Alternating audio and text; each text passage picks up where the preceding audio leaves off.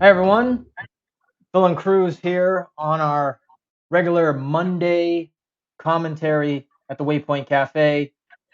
So thank you guys for joining us here. We got a interesting topic of for today that we're gonna be talking about. In some ways, it's celebrating who we are, but at the same time, it's we're gonna be going into some critical theory in race relations, and then Cruz has been doing quite a bit of research on this kind of stuff. So this is going to be an interesting topic that we're going to get into. So why don't we just get into it? Yeah, absolutely. Let's jump right in. So there's a reason for it, which I'll get to. So there's a couple key like buzzwords, key phrases out there that have been just absolutely annoying me, and I'm sure they've been annoying you as well and other people out there because they kind of just don't make very much sense. And there's one in particular that I'm going to walk us through the process and get us to. I'm just going to preface it all with that. So first of all, we're going to just jump into what critical theory is and how it relates to things that you see that are going on nowadays, in particular with the extreme leftist liberal movement that we've been seeing in a lot of different areas, and how we've gotten from this particular theory, this school at a high level, and how this has actually trickled down into things and slogans and such that you're seeing now today. Because I think contextually, it's great to put this into perspective. And some other people have done it. You can find some good stuff out there. Some of the stuff that's describing critical theory and everything is extremely complicated. It's at a very high level of academia.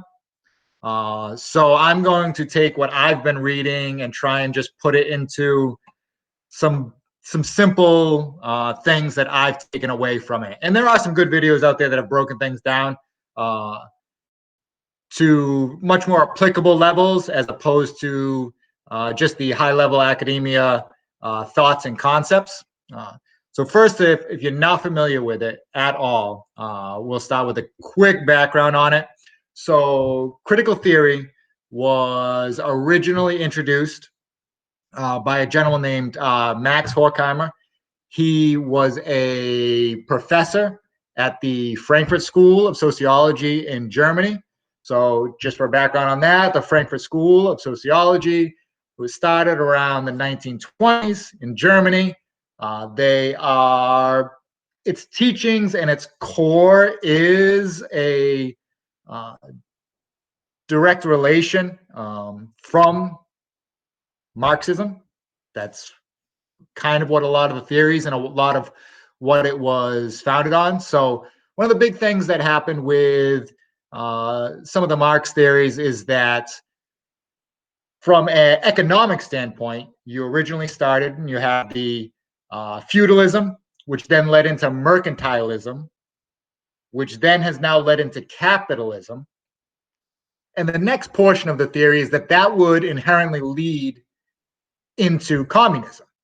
Because in each one of these things, you had a particular group that was in control. The group that was being controlled recognized this, rose up, created a new system. So that, feudalism to mercantilism to capitalism.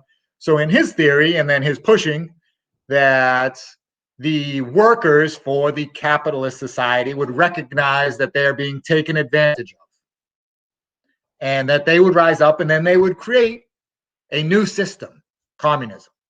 Okay? And this is more around the economic epicenter of the entire piece. Now, we all know historically that this has happened and then failed and has not actually been a norm. So for some reason, this theory of transition has not occurred. So now you get into the Frankfurt Institute, which stepped away from just the economic side of it and started looking at things from a sociological standpoint. In particular, a lot of the things they want to take into account is historical settings, along with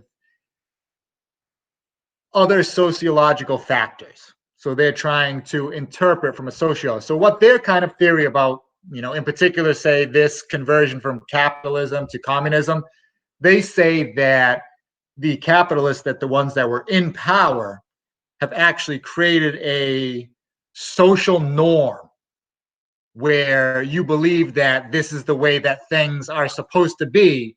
And because of your learned behavior, you can't understand anything else. Max Horkheimer comes up with the critical theory. Critical theory can be applied in many, many different ways. Critical theory is the basis of all of these individual things. I'm going to list off a couple things that are considered critical theories. Two big ones that most people can be extremely familiar with, which is the feminist movement is considered a critical theory. The other one that is considered a critical theory is actual critical race theory, which, if you are a citizen of the United States, you are going to be extremely familiar with some of the slogans and some of the movements and different things that are directly associated to critical race theory that have come from critical theory. One of the most popular books along these lines out there, White Fragility, is based in critical race theory, which was based from critical theory. So it's very important to have kind of the overall historic context of these items. So hopefully that kind of lineage and how things came down kind of made sense of how we've progressed through historically to get to those points. So now we're in the 1920s and we've created this Frankfurt Institute. And I will say, and I'll just jump in kind of, because I'm just kind of going off the cuff a little bit. In theory, in basis, the ideology of critical theory is not inherently, I would say, a bad thing. The base, if you break it down in very, very simplistic terms, is of what your goal would be you want to, from a social standpoint, you want to look at a current system that's in place, and you want to figure out what the injustices are within this system in order to make change, right? Does that sound bad? No, there's nothing wrong with that at all. Who would want to stop that, right? Mm-hmm. It's not the ideology of it that is really the issue. The issue that I've mainly had from researching it and that other people have had is really the application of it. The application and who is allowed to control the narrative when coming up with these theories. So I'm just going to give you the quick background about critical theory. I believe this is directly out of like the Britannica. I cross-referenced a lot of different things. They're all very much within reason. This one was pretty close to a majority of what's out there as far as terminology and everything. So critical theory was first defined by Max Horkheimer of the Frankfurt School of Sociology in 1937. The essay was The Traditional and Critical Theory, in which it described as a social theory oriented toward critiquing and changing society as a whole. In contrast, traditional theory oriented only to understanding or explaining.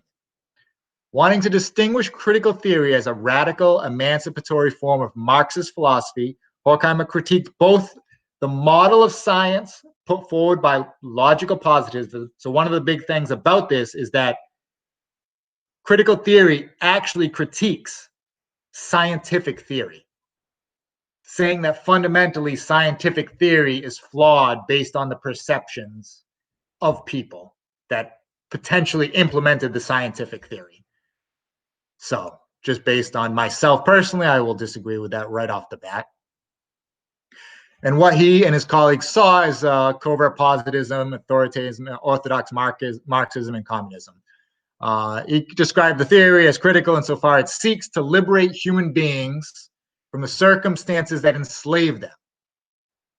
Sure, sounds great, right? Really pitching us a great story.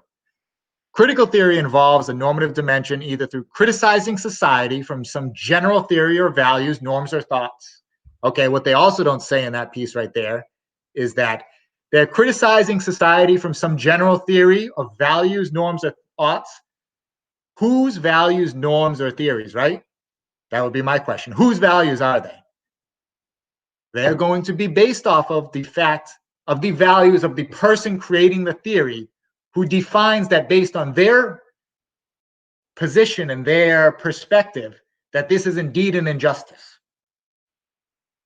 So, kind of already seeing how this can be kind of an inherently flawed piece, where now you're saying that other people's systems that you're critiquing are defined by your own personal ideology and system. It's a little circular, no? Well, I think there's a lot of things that you're touching upon. So there's historical context, when you're describing, so early forms of social strata involve feudalism, right? And you said it converted to mercantilism, capitalism, and supposedly revert back to communism. One of the Correct. things I do sort of disagree with you on the scientific theory that in some points that it could be flawed, because that in itself is actually true. A good example is that I don't remember what time frame, but in the early 20th century, and I think coming into the 19th century, uh, one of one of the uh, one of the accepted sciences that was out there was phrenology. And if someone was familiar with phrenology, what they did was, oh, a person's shape of their head was was a sign of inferiority or superiority over particular types of races. So they used that as a model. That was a scientific model to distinguish between the differences between race. Um, Sure. And so then that would be also be disproven by scientific data, right? well, Where we clearly know that that's not true. When they do their theories for critical theory, they don't go along the path of then utilizing other scientific data points. They would classify those other scientific data points as being inherently flawed if they came from the position of power. So no data points. So we'll jump a little bit ahead, because I mean, you bring up a great point, a great counterpoint to something that I haven't gotten to yet. Which is the fact that, okay, so there's a couple things that he defined that have to be done in order to be a critical theory. One, it needs to be explanatory. So you need to define how this system is unjust. And your definition of it being not just is driven by your own personal viewpoints, which does make sense, because that's inherently the way everything is. And then it also has to be applicable by activists. Some other underlying points about the critical theory, which leads into critical race theory, is that the person or the viewpoint that should be defining this is only going to be done from the person. So if you take any system, every system out there has two pieces to it. You have the person in power and the person not in power. So you have the oppressor and the oppressed. For the critical theories, the only person whose viewpoint basically counts is coming from the side of the oppressor. So if you were to take your scientific theory, the example that you just gave, and so say you have the oppressor that has the data explaining about the different head size, which is completely absurd. How we were ever at that point at some time in human history is beyond me. But if they came up with other data that refuted it, it actually, if it came from the position of power, it would inherently be flawed because it came from the person of the position of power. so are you? Is it saying that anything that comes from the position of power is the thing that causes something to become flawed? Yes, because the person in the position of power inherently bakes in their own ideologies into the system, into the data, their personal views from the position of power to gain themselves an advantage. Well, part of it too is like is also self perception, right? Because I was just reading a quick headline just earlier today, is that the only realist form of a perception of self actually comes from the self and not somebody else. So if someone if you say to someone that oh, they're pretty, but in that person's mind, they don't think they're pretty. Well, then that's what they become because that's what they project, right? Sure. I don't And I- Me personally, I don't know if I'm drinking the Kool-Aid as far as the ones in power are the ones that make the argument flawed. I don't think that's in itself, something that'll make something flawed because you know which something is something which becomes is now the flawed. which is now one of the issues with critical theory and critical race theory, So, which then also leads down into a very I'm assuming you're familiar with identity politics.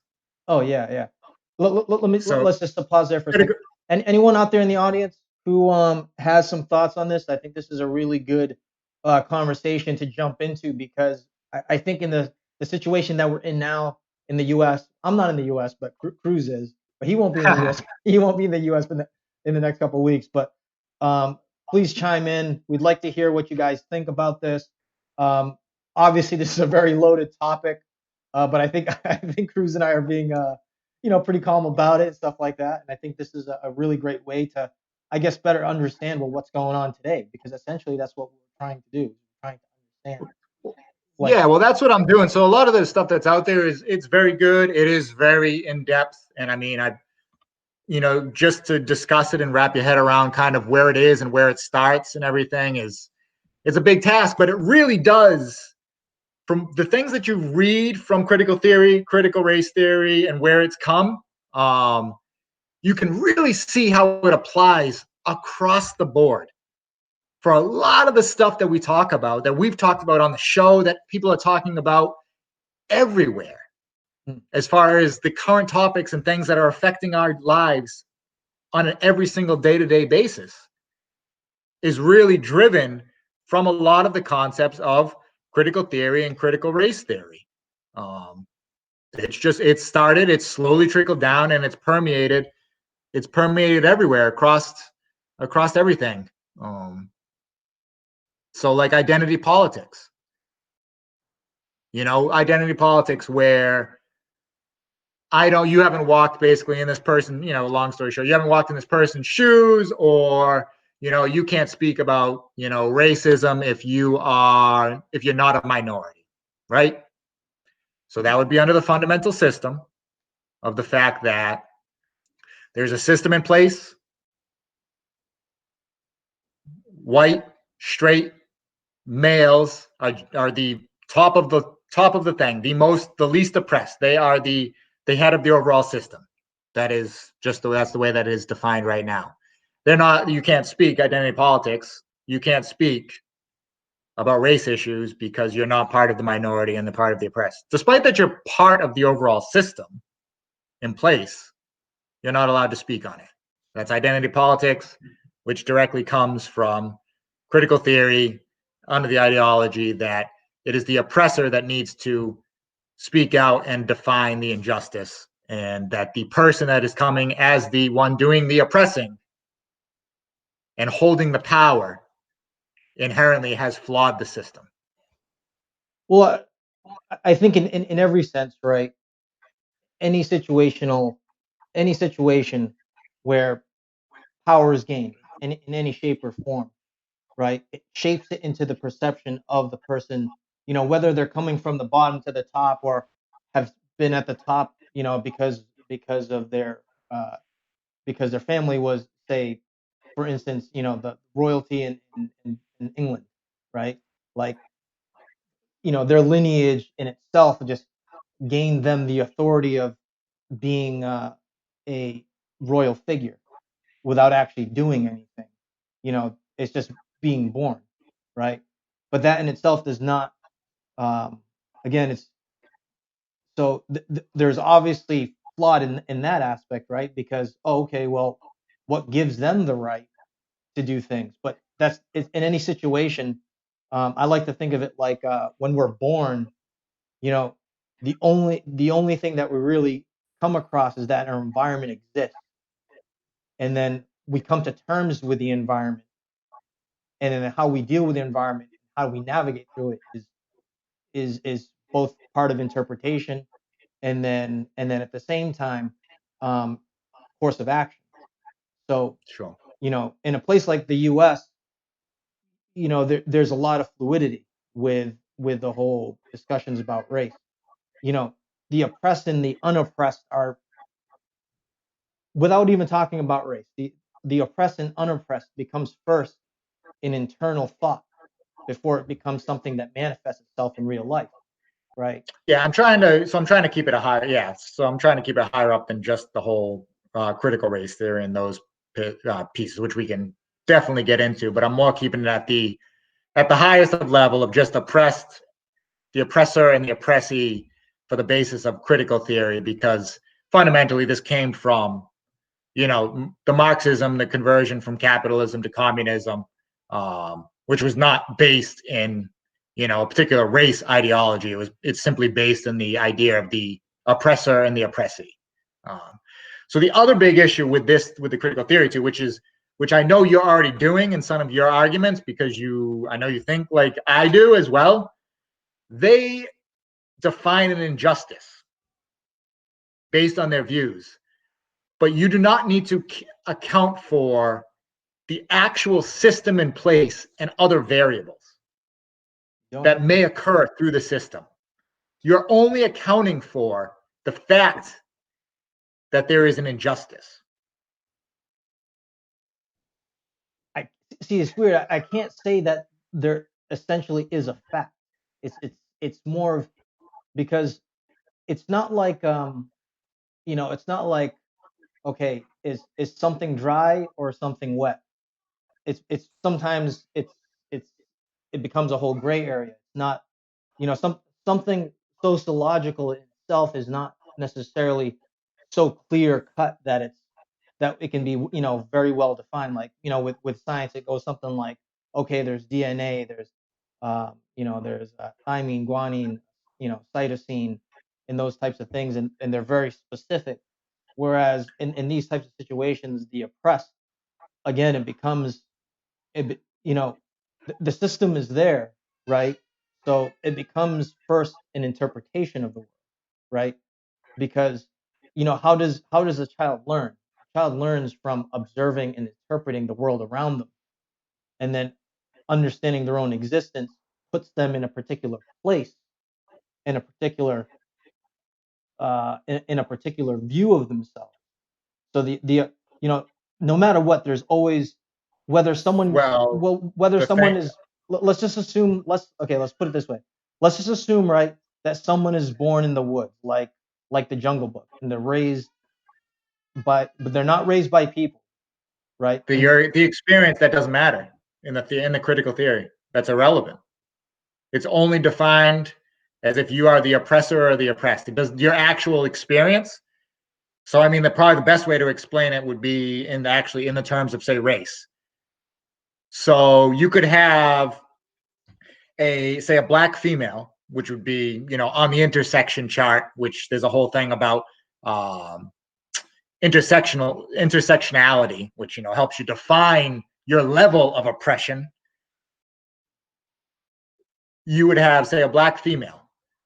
Now she grew up extremely wealthy in a great neighborhood, great school system, graduated from Harvard Law School. Mm. Her actual life and her things would not matter. She would still count as part of the oppressed. So you're not even accounting. So the entire theory, and a lot of times with some of the critical race theory thing, it's not even accounting for the fact that people's experiences are different, even across your oppressed group. It's not factoring in tons of different things. And that happens to be a lot of the flaws that I tend to find with it, along with the fact that the goal of the critical theory is to then change the system, which, as created, is inherently flawed, to then rise up the oppressees to become the ones in charge. So it's also a never-ending system. Because now, as you move the others up, they become the ones that are in charge. Well, that's essentially what happened to the U.S. in some regards, right? So they resisted against the English, right? No representation without tax, no taxation without representation, and then was able to colonize the U.S. and become, and essentially become its own country, right? But again, it's with critical theory. I think there's a few things that I find kind of odd. And again, for anyone that's on right now, if you guys have any comments, questions, or anything like that, so I can tell you that when I went to school, most of my discussions had to do a lot with the concept of utopia and the idea of communism itself and utopia. One of the people that introduced the idea was Thomas More, um, the I can't remember if it was a priest or a saint or whatever like that, but he wrote a book called Utopia, uh, and essentially the concept of utopian communism doesn't work, and even tests have shown that because if you okay so that we don't go, because this is a loaded topic, right? We can talk about this in so many different types of contexts, but in the sense of racism with oppression and the non-oppressed, right, is that everyone is essentially equal in a communist society, and that was part of Andrew Yang's biggest one of his biggest platforms when he was going for the presidency, was that society is going to that point, or it's reaching that point of technological technological capabilities where having something like capitalism becomes less and less um, needed in society. In some ways, it's kind of like I don't know if you've ever seen that movie Wally, but it's kind of like that where technology has gone so far that people don't really actually have to do anything; they just have to live, and then the computers take over everything, right? Or they not take over everything, but take control of things so that humans live a very sedentary life. Um, so with the whole race concept, right? There's this concept of the oppressed, communism equalizing society, and then at the same time, what's also happening is that, oh well, everyone needs to be equal, but the problem is that in in society or survival, right? There's always there's always something that you got the prey, and then you got the one that's being preyed. So one of those is being oppressed in some regard. So if you have a wolf going after a chipmunk, the chipmunk is being oppressed. But in another sense, the chipmunk is oppressing something else. So it's a cascade effect of It again is interpretation, unless you know what I mean. Like, um, difficult to apply it's a difficult to apply critical theory to like fundamental things about nature though. but that, So but because critical theory is really defined as like sociological, human society. but um, what I'm saying is I'm drawing a contrast between, because even so one of the things that I noticed here, so the last time I was here in Ecuador, one of the things I noticed, I was walking through the street. It was like late one evening, and I was heading back to the apartment, and it was funny because there was a group of dogs surrounding one dog laying down on the ground, and this one dog was just submitting to the other dog, right? So clearly there was some oppression there. There was some thing going on. There was some hierarchy. There's these, regardless of what we'd like to not think about, is that humans are a type of animal that exists, and the things that exist in the animal kingdom also exist in the human kingdom. So it can be similarly applied, where, like I said, there's a certain hierarchy, like the alpha, like the alpha creatures, or the, I'm not using the right word there, but the creatures that hunt other creatures, right? Like humans are the alpha of the creatures, but within the humans themselves, there are alphas and there are betas, right? And then it all comes down. A lot of it comes down to like an interpretation. So you could have a small, Looney Tunes does does this really well. they like, oh, there's this big heavy bulldog, right? That's really tough, and somehow the little chihuahua gets gets to be the alpha dog. Why is that? Because there's this weird, and it starts off where the role shows this one way, and then at the end it flips, and those types of things exist. So like, if in the situation, with critical theory and race, right? How, like, when we look at things like slavery, how did slavery come about? Slavery existed in every society throughout history, early history. Yeah, but slavery wouldn't be. It's slavery doesn't equate for critical theory, really. I mean, like we inherently know that you are enslaving someone. Like that's I mean that's a pretty blatant thing of oppression. That's an easy one. Well, well, again, I'm not disregarding that, because that's obviously, that's obviously what it is, right?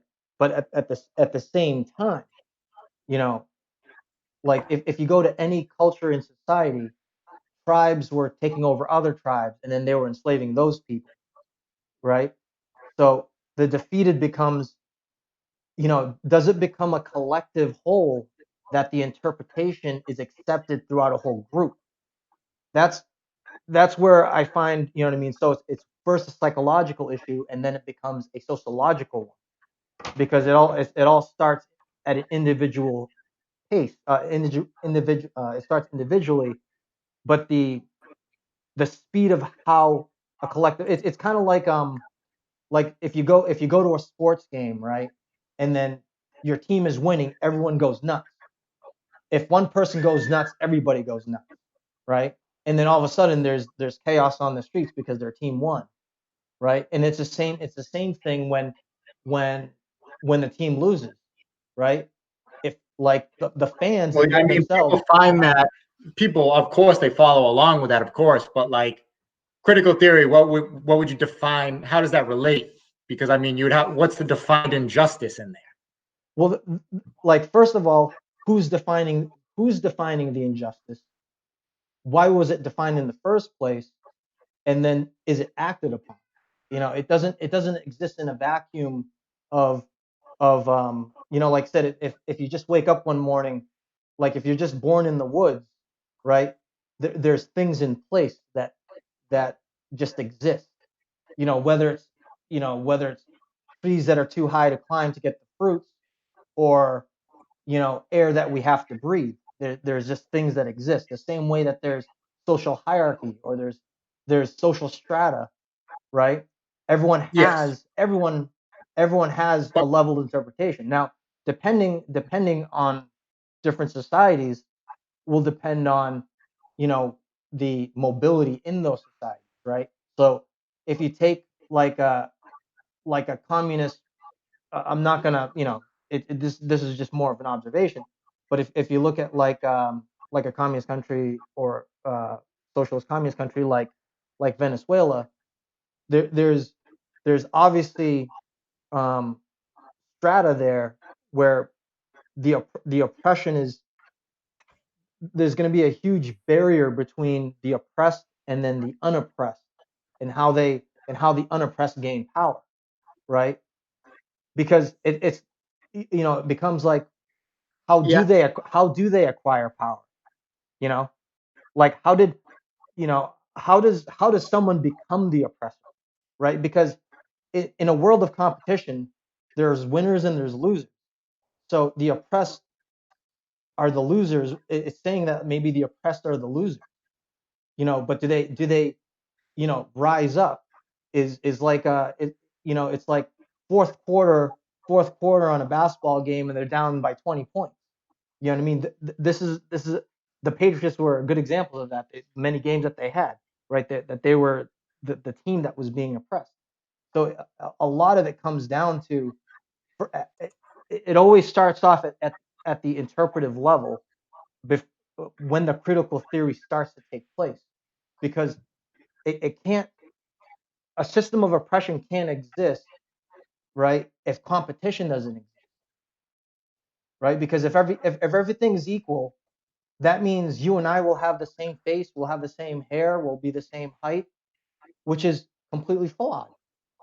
That's the I think the concept of oppression it's a very strange one because, like I said, there's obviously in different groups or different environments will yield different results of behavior patterns, right? Because Correct. the That's one of the issues with critical theory when applied sometimes. Yes. right. So part of it is like, part of it is adapting to the environment, but also part of it is to change the environment around, right? So that it suits. So now the person that changes the environment that they're in for their benefit becomes the oppressor because they're the ones who change their environment around them, not the ones who just completely adapt, right? So that in itself, that's like a I know, common. but I guess my question right now is, what point are you trying to make? This has been like,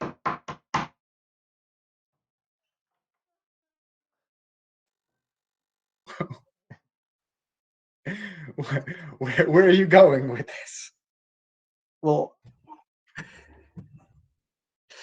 the whole well the whole thing I'm trying to get at is, what's I'm trying to put into context the concept of where.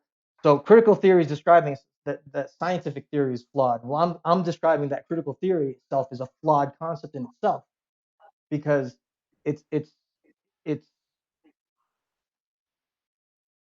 it's not taking into account variables that make up, you know what a society is constructed of. No, it doesn't. It doesn't account for the actual system itself. That's one of the fundamental things about it. And that's one of the fundamental flaws with it. It's not accounting for the actual system and other events within the system itself. Whether to your example, whether it's the location, the environment where something, someone could be oppressed in one, but not be oppressed over here based on geolocation or different other items. It's merely, it defines an injustice based on the person that is defining its relative view. And then how is this actionable? Okay. Uh, That's it. and the Chihuahua. So Penny Pincher made a comment. The Chihuahua is alpha because the owners conditioned it to be. It's given everything. It gets treated like its own in the house, resulting is hierarchy structure done backwards. So again, so if we go back, let's go back to the animal kingdom system. Okay, we go like this. So we'll talk about great point, Penny Pincher. But if it starts raining outside and you're naked, right, and assuming that you have no clothes, what does a creature do to stay dry, right? The rain is oppressing that creature, but what actions does that creature take to get themselves dry? The human I, being will very much like beavers will construct dams, but like, humans didn't have fur all covered all over their body. What they do, they put on clothes. They took, skins from other animals and made them clothes. So they were transforming and oppressing other things outside um in the same sense too, right? When a more yeah, but advanced. what's the injustice? You're applying this to natural and inanimate objects, I guess, for I'm a simplifying it. metaphor reason. Yeah, I'm trying to simplify it. So, which I understand the simplification, but that fundamentally is like, you don't apply critical theory to this. Like, you're applying it to things where critical theory like just really wouldn't be used at all. Like, this is totally on like a social, like a society state, not like the application of it as being defined when using something as opposed like rain and such and different things like that. It's very difficult to use as a metaphor because it just doesn't really apply. So Penn and Pincher made another comment. Oppression, fear, and form of conflict is used loosely, especially when it's needed politically. It causes chaos, a division mentally distorting one's own way to independently think. This is what the left has used the Zelensky method to communist rule. So again, right. So oppression, like I said, is about interpretation, right? Because it's about the interpretation that a person has. So one of I like to think that influence is a big driver, right? To to acquiring the ability for people to believe in certain things, right? Someone who's very charismatic in society can use the concept of critical theory to project out the concept of oppression or the concept of not being oppressed, right? Because Well, it would be defined by, so here's the way that it would work. It would be defined, you would be defined as the person that's being oppressed or being in the oppressed group when you look at the system that you're in from a historical context of who and what created it. So the Constitution, we'll start you just as a simple one. The Constitution of the United States was written by affluent white men. So within that system, within the context of the United States, as far as a majority of, our current laws, the Bill of Rights, Constitution, everything about it was written by them. So it's inherently has a baked-in bias for them, whether it was done on purpose or just done accidentally through an innate, need to preserve themselves, that how the laws and different things were applied and were written in an advantageous way for them. So even though the statement is that, all men are created equal, that doesn't matter. That somehow is inherently more advantageous for a white affluent male because that's who created the system. So you take that historical. So now that creates that the core of the United States, the Constitution, Bill, everything is inherently, and this is where I was going with everything. This is the entire system itself is inherently, I love this term, systemically racist. oh, let me throw another monkey wrench in there.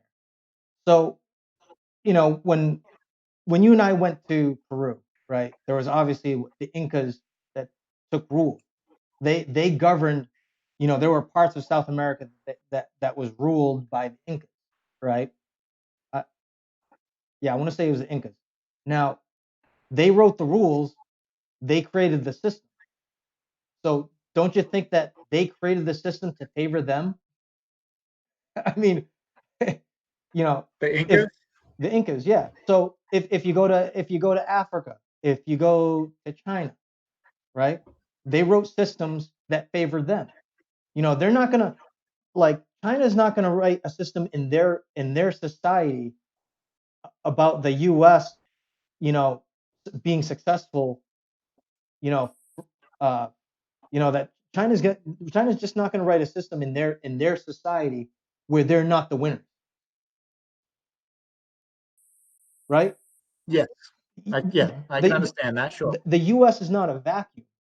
It just so happens that they were people from Europe who came in after the Native Americans, who essentially, um, through part of it through luck and part of it through sheer force, um, defeated Native Americans and took over land. Part of the part of the interesting aspects of about how the Native American lands were taken over was they didn't understand the concept of how Europeans dealt with property. That was one of the reasons why um, the Europeans took over so many pieces of land, was that the concept of like, oh, you know, they're gonna buy this piece of land and then it's gonna be documented and then it's ownership, right?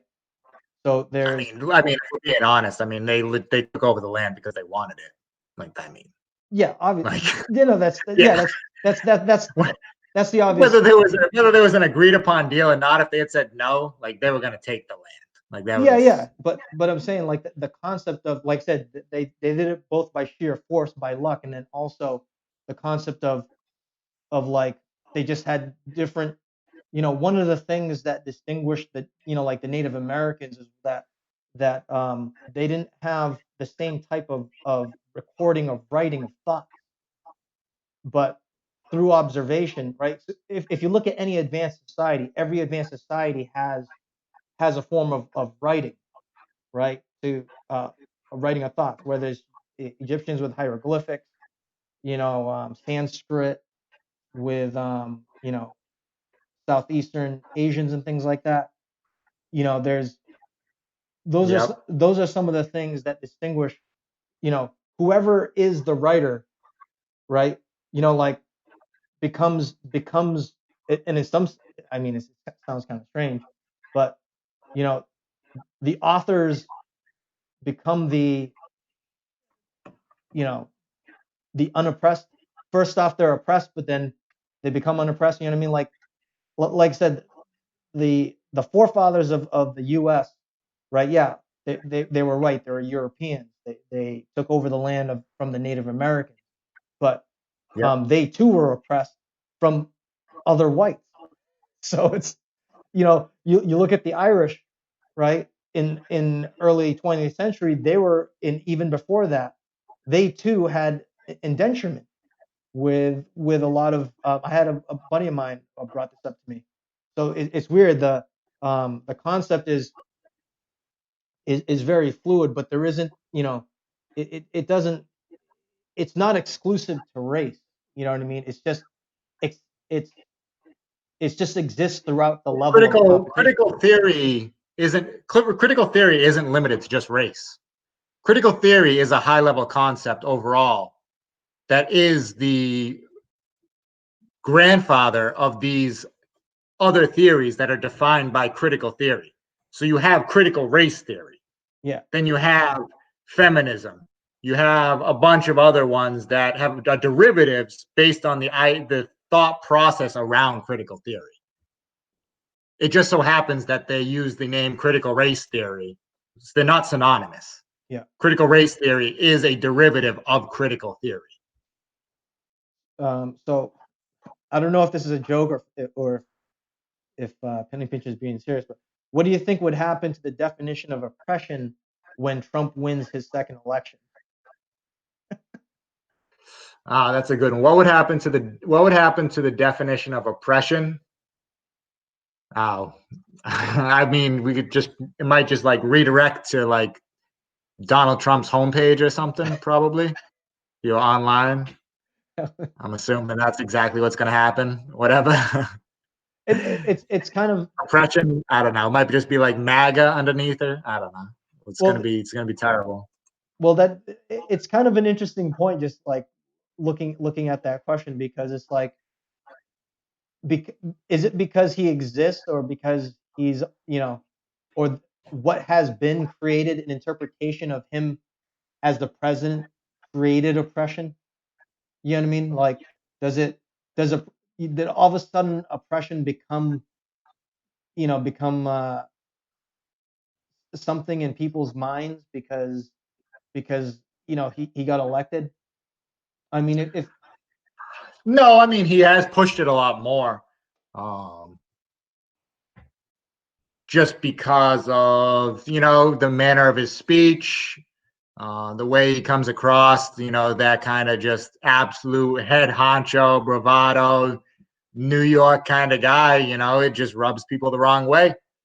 Um, And then the media did a great job of completely villainizing him and turned him into the figurehead of all that is bad.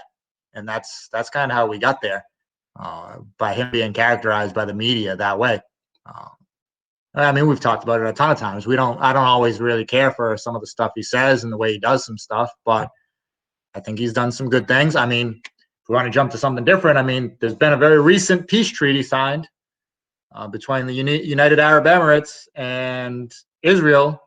The first time that some of those Arabic nations are actually recognizing Israel with its capital being Jerusalem as a sovereign state, something that countless people have been trying to do. And if Saudi Arabia actually signs that peace agreement as well, which supposedly should happen eventually in the next couple of weeks, it's slated that 6 other countries are supposed to sign that. It's going to be one of the greatest peace treaty in modern history. Yeah, and just to kind of add to that too, I mean, as far as you know, one of the what was it like? Trump is supposed to be getting a what was it? The Nobel Peace Nobel Prize. Peace Prize. Yeah, he got nominated. I forget It who was he nominated by, but being nominated, you can get nominated by a lot of different people for even not doing anything that great. So you always take the nomination with those with a little bit of a grain of salt, sure. particularly for that one. But the peace treaty one that he just did with that's absolutely no joke. That is an absolute legitimate, amazing accomplishment. And so Penny Pincher here, um, she's saying, would she go to jail because she is oppressed and called a gender confused individual the improper gender name?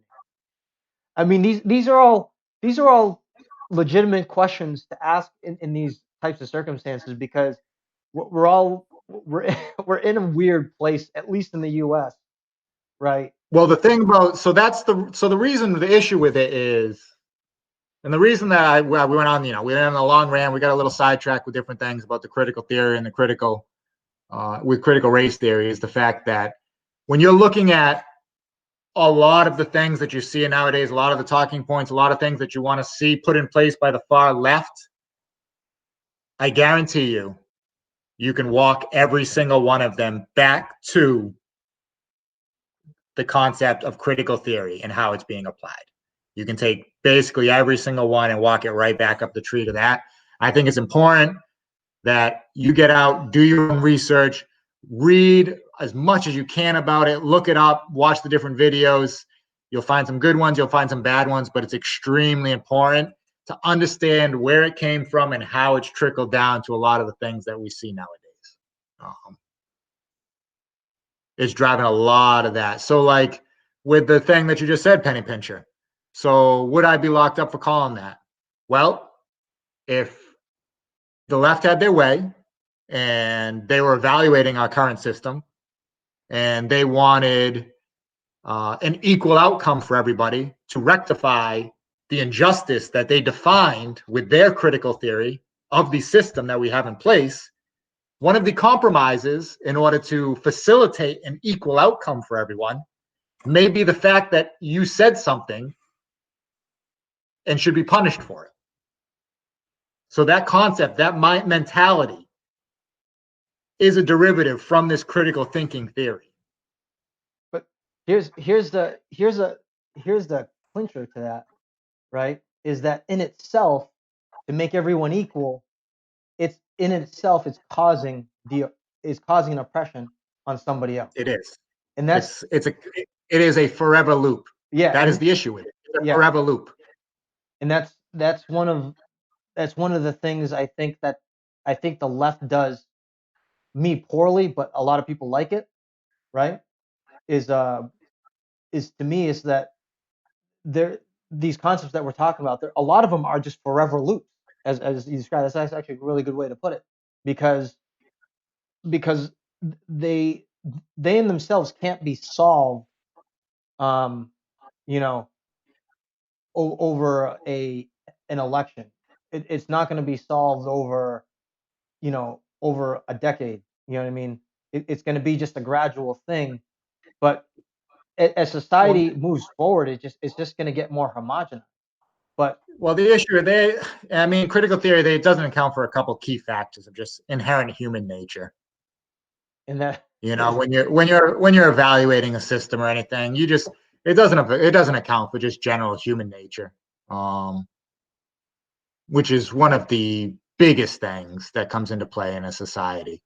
Um, which is one of the reasons that we both agreed that why communism, while on paper sounds amazing, will never ever work because it does not account for human nature.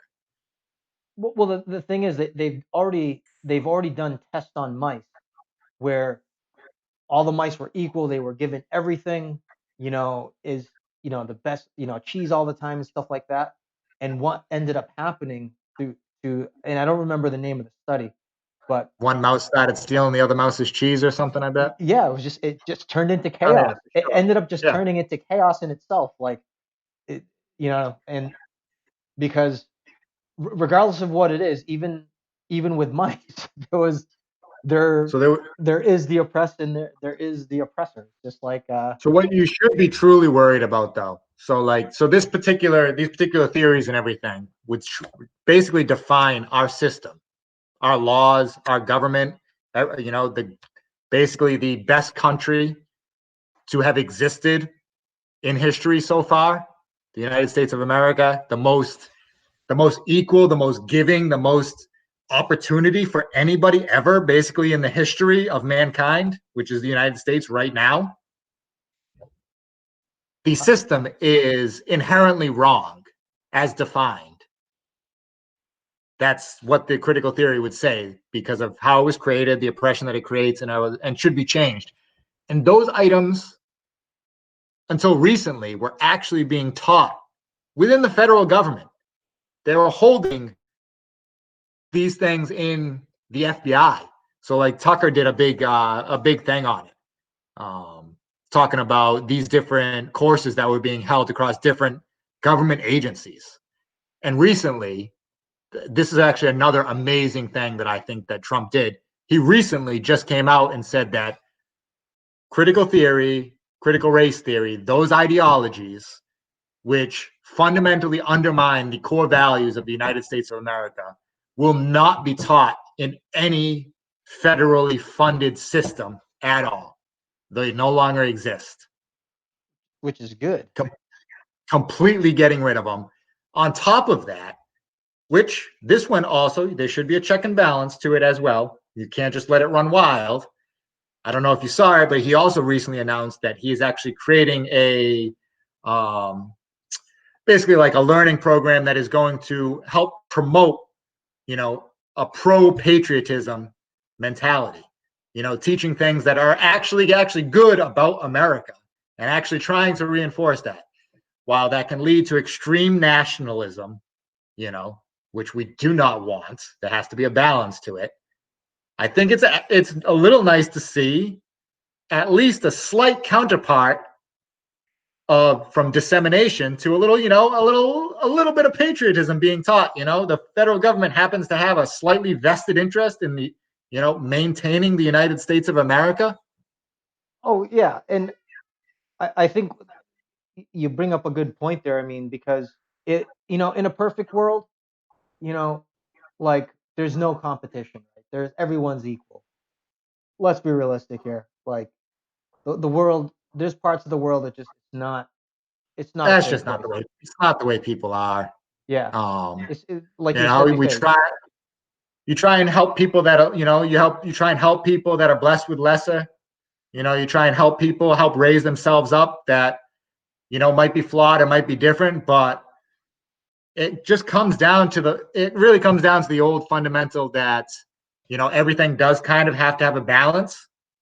So right, so for as amazing as skilled as one person is and as driven as one person is on one side, you have to have the opposite, right, in order for it to balance out. Yeah, You can't just have all of one thing. So it's absolutely. this person's kind of general duty to help raise the other person up. And you hope that while human nature is always going to be it's always going to be there, that we create enough of a charitable society that we will look after each other. but you can't just sit there and look for every fundamental flaw and try and apply human nature and human decision in some cases as an injustice. You're absolutely right. I think that's a really good. I think that's a really good closing statement. And I just want to add to that because Penny Pincher made up a good point here. What's even more dangerous is it turns those who disagree those who disagree into targets for being oppressed by having the opposite view is the irony. So um, yeah, if you guys we're actually that went by really fast as far as you and I. I mean, this is a topic that we could go on. You know, it's a really good topic. I think it's something that we should be discussed further, and maybe something that we should, continue. Um, but with that being said, though, we're finally over the hour. Thank you all. Thank you for joining us. Um, Cruz, if you have any additional closing comments, uh, please share. No, that's it. If you haven't, if you're out there, you're watching, if you like what we're doing, definitely subscribe, leave comments. Hoping to just try and grow the channel a bit, and that definitely helps us. So Yeah, please subscribe if you have not. yeah. Tell your friends, tell your family members. Or we like to have these open discussions with people, and I think we open up topics that can be a little controversial, but at the same time, I think it's good food for thought. You know what I mean? These are good topics to talk about, and I think with each conversation we can be a little bit more critical about how we approach things and grow empathy towards each other, come up with solutions as we um, go through life together. So Go out there, watch some of those other videos on critical race theory. There's some good quick hit ones. There's some really brilliant people out there that have summarized some things that are really good. Help put some other things into perspective. Definitely get out there. all right. So thank you guys very much. Thank you very much. We are signing off right now, and have a good Bye day. bye. See you next week.